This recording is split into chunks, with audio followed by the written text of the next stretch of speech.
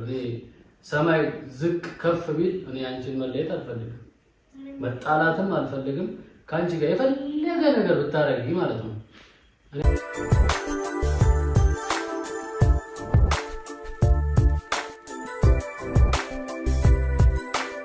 ሀብትሽ እንግዲህ ዛሬ ለናኒ የመጨረሻ ማስጠንቀቂያ ሰጥቷታል ማለት ነው። እና ለአንዴና ለመጨረሻ ብሎ ምክንያቱም ብሩክን ባለፈው በሰራችው ቪዲዮ ከሀይሚ ጋር ለምን ተናገርሽ በሚለው ማለት ነው። እና እንግዲህ ብዙ ኦዲየንሶች ጠይቅልን ለምንድን ነው እንደዚህ የተናገረችው ብለው ለሱም ስለተናገሩት በውስጥ ማለት ነው። ሲቀጥል ደግሞ ፍፄና ሚፍታ ዛሬ እንግዲህ መጥተዋል ማለት ነው። ይገርማል። ፍፄ በቃ ግግም ብሎ ሀይሚ ጋር ግንኙነት አለን፣ ብሩክም ይሄንን ነገር ስለተረዳ አሁን አውቆ ተረድቶኛል፣ ያልተረዳችሁኝ ተረዱኝ፣ በቃ እኔ ምንም ሀይሚን አጥቼ መኖር አልችልም እያለ እንግዲህ ግግም እንዳለ ቀጥሏል ማለት ነው። እንግዲህ ሀብትሽ ደግሞ ናኒን የመጨረሻ ነው የተቆጣት። ሁለተኛ በሀይሚና በብሩክ እንዳትገቢ ታላቅ እኔ ነኝ፣ መከርኳቸው፣ ምን አልኳቸው እኔ ነኝ። መምከር ትችያለሽ፣ ነገር ግን ብሩክም ወንድሜ ነው፣ ሀይሚ መቴ ናት በሚለው ገደብ መኖር አለበት ብሎ እንግዲህ ሚስቱን አስጠንቅቋታል።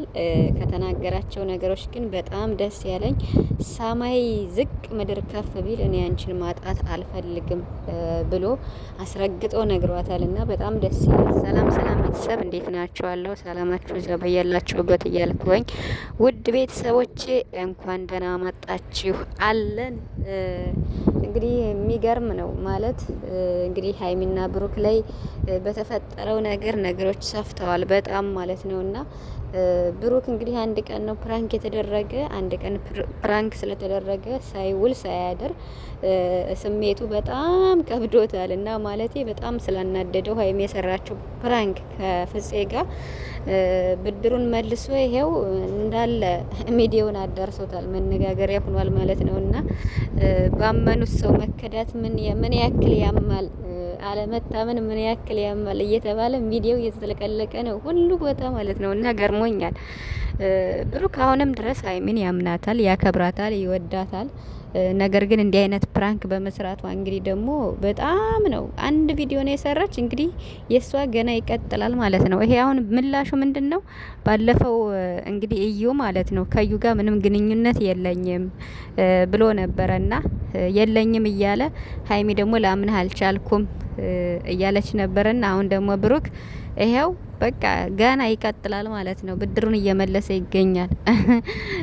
አለመታመን ምን ያህል እንደሚያም እንግዲህ ሀይሚ ግባት ተብላ እንግዲህ ተፈርዶባታል ማለት ነው። እና ግን እኮ ሀይሚ እንዴት ነው አንድ ቪዲዮ ነው ፕራንክ ያደረገች፣ በቃ ፕራንክ ነው አለቀ። በቃ የፍፄ ግግም ማለት የፍፄ ምንም ቢባል 100% ውሸት ነው ፍፄ የሚናገረው ማለት ነው።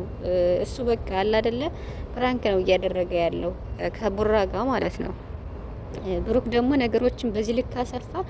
ለሀይሚም ደግሞ እንግዲህ ማሰብ መቻል ግድ ነው። ምክንያቱም ነገሮች ሲሰፉ ሀይሚ ደግሞ በቃ ራሱ መለየት ፈልጎ ነው፣ በውሸት ነገር እመኑ እያለን ነው። ለምንድን ነው እንደዚህ የሚያደርግ?